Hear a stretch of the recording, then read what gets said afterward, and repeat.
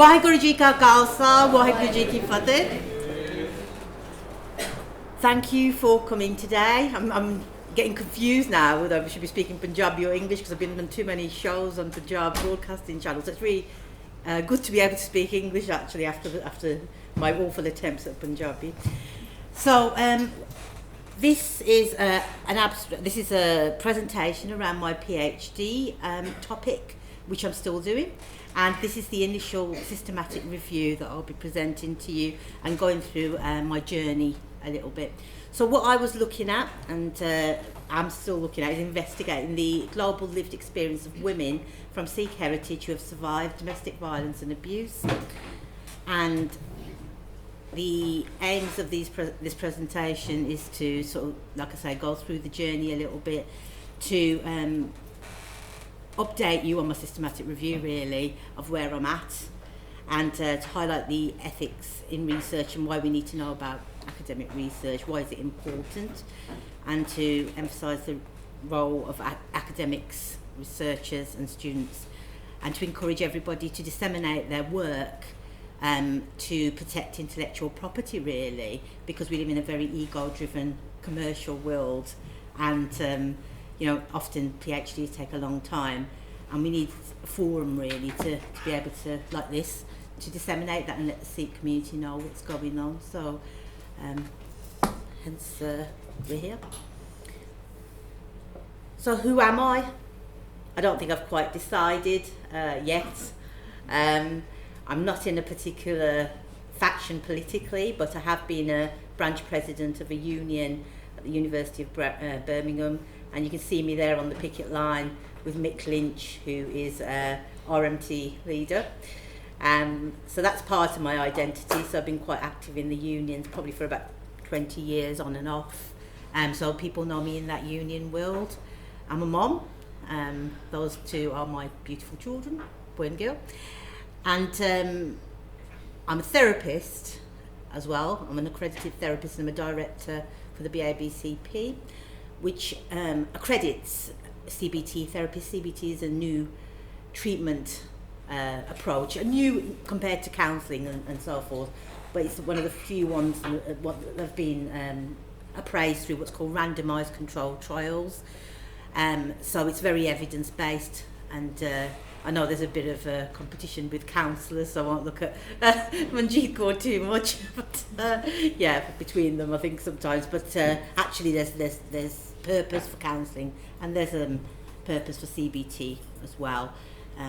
Counselling is more focused on feelings, whereas CBT is like pragmatic ways of dealing with problems.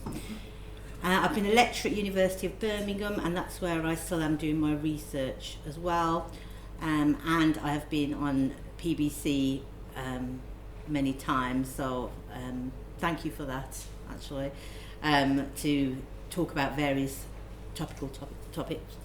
And I was awarded the Sikh Woman of Substance Award by Sikh Women's Alliance in London for my work with SikhsInAcademia.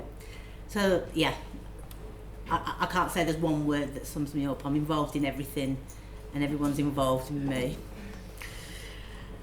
Okay, so how did I start out? So originally I was going to look at South Asian women for my PhD, and I published my literature review. And one of the problems with publishing too early is you can then change your mind about things. So I did this article, what is known about Sikh victims of abuse, and it exposed the gap that there wasn't much literature on Sikh women. And I used South Asian literature to do a literature review, because of course for a PhD you have to do a literature review, don't you? So I used South Asian literature to justify why that was needed. At this stage it was just not even a scoping review, just a literature review, and that's all that was required as part of it. So this article went into a European Journal of Mental Health.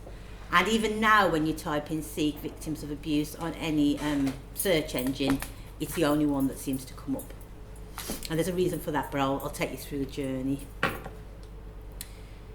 I then wanted to acknowledge and sort of talk about a little bit about Mandeep Kaur in USA, who died by suicide, sadly, in 22, and wrote this within the conversation as part of my PhD journey.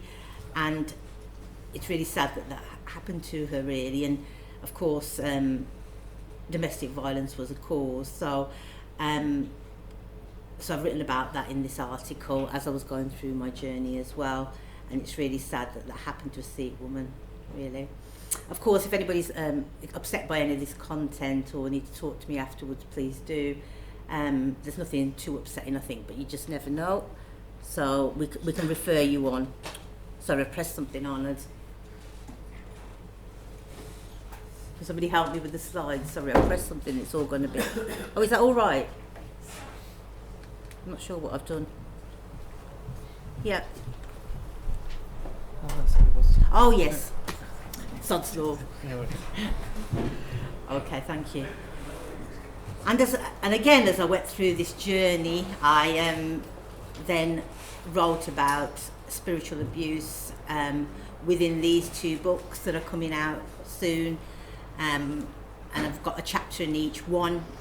In the first volume, looks at the journey of a Sikh woman going through domestic abuse and how religious actors, not religious people, use doctrines to twist the words, and they don't have to be baptised either. So that's the first one. And the second one looks at good practice of what I've observed, and I can only talk about what I've observed, going around doing various projects in Sikh institutions and sort of sharing that good practice.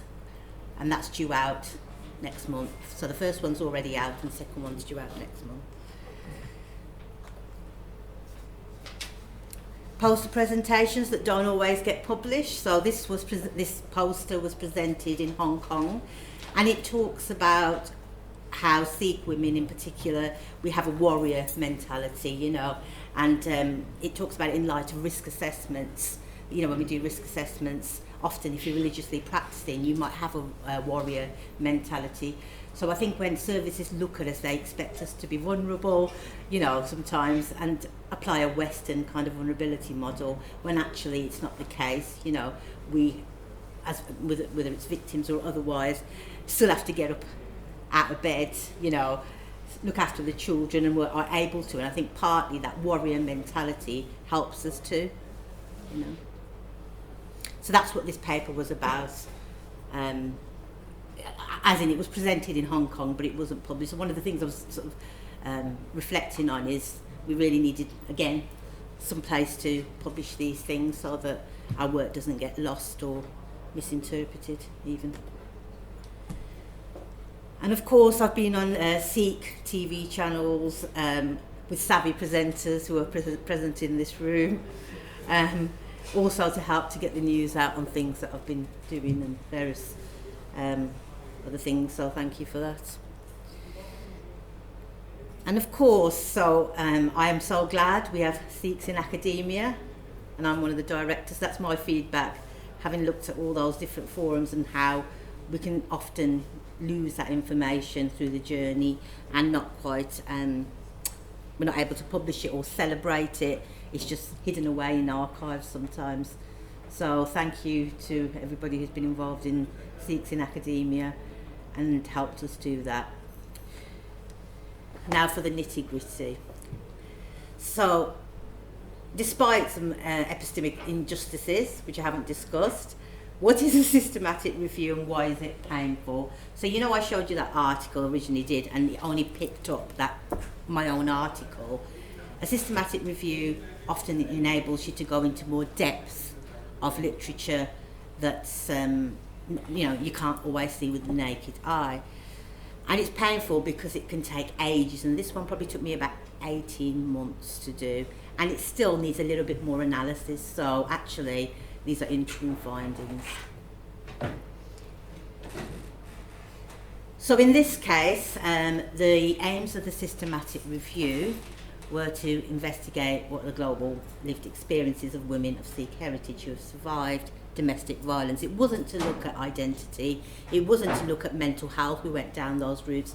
It was specifically to find that that domestic violence literature.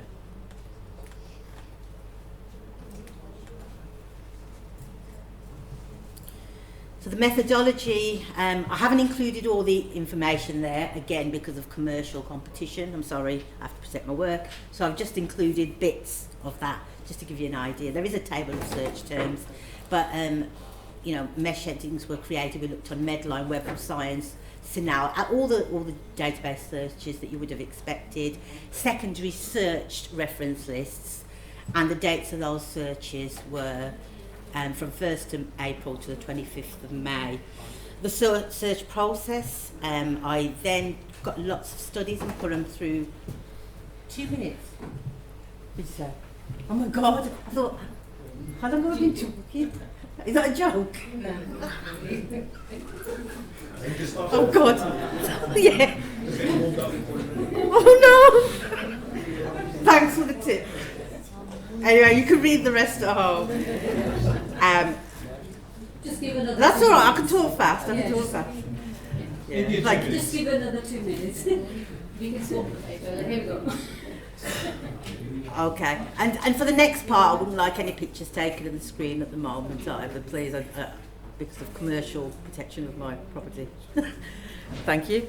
So, basically, women of Sikh heritage, domestic violence, and impact on well-being. By doing it this way, I found a total of 7 studies, and the way that I did it was, instead of looking for the title searches, we looked at all the information, you know, anything related to Sikh research was in confidence, and then I looked at the participants rather than applying South Asian literature to Sikh women, which I think has been the wrong way we've done it for years. So this is quite an important finding, you know, that instead of looking at the paper titles, which often don't have Sikh women, it says South Asian, that we look at the, you know, look deeper into them, and then these 21 Sikh participants were founded. And these are the studies. Aujla, 2021, that's quite recent. We looked at PhD study, Badial in 2003, which has been missed from lots of South Asian works. Baines' study in 2005, and Chu Graham. Nagra has been missed in lots and lots of domestic violence literature, and Sandhu also, and Verdi. So I'll crack on. Okay, so in a nutshell, what we found, because of time, which is a shame really, is Aujla has described in her study that women can get re-victimised and re-traumatised if they haven't got their faith articles in one study. Now I know this is very, you know, only one study you might say, but it's important. And faith, she still showed a connection with faith. And in fact, one of the women were traumatised, felt traumatised because they couldn't go to the Gurdwara for 2 months. So these studies are showing quite a link with the Sikh faith, which has been ignored for a really long time. And Badial found that religion actually helped to reduce suicidal thoughts. And these were all women, 8 Indo-Canadian women. And sort of looked at awareness raising through psychotherapy and women's organisations in Gurdwara would be a helpful way. Baines, again, two Sikh women in that study, and actually the daughter-in-law and mother-in-law were the main sort of perpetrators there. Chu Graham, there was only 1 Sikh woman, but all the women in the study considered whether Sikhs had more domestic violence than the other groups, and they all deemed that no, it was no more than the other groups in South Asian culture, and those were the victims saying that.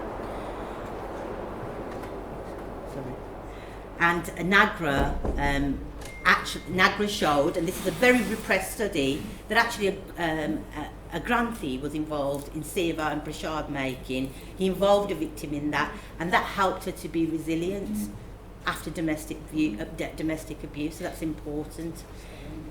And Sandhu found that 4 of the women in that study were Sikh, and what they found is that all that chose their own partners found it harder to leave than those that were in arranged marriage settings. And Verdi showed that it was cultural norms and the law, being aware of it, and that were the main problems. these were the final codes, and there's a lot more that I developed, and these are like the final ones. And as you can see, service and external support, there's a lot of information there already about that. So the key themes, basically it's a vicious cycle that women found it difficult to combat and manoeuvre around power. The resisting trauma and leading to cognitive dissonance was a problem within the theme. So, and it was layered trauma as well. So cognitive dissonance is when we try to detach ourselves from the thought that's not allowing us to move on, really. We hang on to the other thought. It's quite complicated, but I'll talk about that another time. And found that there was a lack of empathy and compassion for survivors of abuse generally. And these are the sub-themes, you know, and these are things that keep women in the relationship, just as they're sort of trying to leave, just as they're trying to, you know, after they've left as well, invalidating responses, you know, lots of mental health labels, when clearly anybody that's had a trauma is going to have some effect from that, aren't they? But the labels are like depression and all these other ones, and it's just like, you know, quite confusing and disempowering sometimes. So Badial's study was good in that way because it just used everyday language. You've got nothing to hold up to me now, have you? So limitations, obviously, so I can carry on. Great loophole. Small population studies these are, sorry, and obviously we have to acknowledge that it is. And just some general findings, really, the challenges in seeking support, the influence of family and community and how they can actually be helpful, but in some of the studies they're not. In fact, they're being perpetrators, including female on female abuse. And sometimes it's looking like what I coined in the main thesis, organised family abuse, actually. And yeah, so there is a need for research around intersectionality. There seems to be more in Canadian studies. And then just generally issues around patriarchy, which we're pretty familiar with. And there are research limitations. Like I say, we're being constantly categorised as South Asian when you've looked at my original paper, you can't tell who the Sikh women are, actually. You know, and that's a big research flaw, I think. And religion can be an enabler. So like I say, small studies, but what we have found is true allyship is possible, like in the case of the grantee. If only we can confront our egos. So conclusion, the journey of a PhD research is really hard, and in this area where enabling is important, we cannot say all Sikh men are bad. How can we say man is bad when princesses are born from him? However, there are patriarchal norms, as there is in any culture, and that's in the fabric of everything we do, and it won't go away until women lead Sikh institutions. And they will. So, Bole Sonihal, Sasri Akal.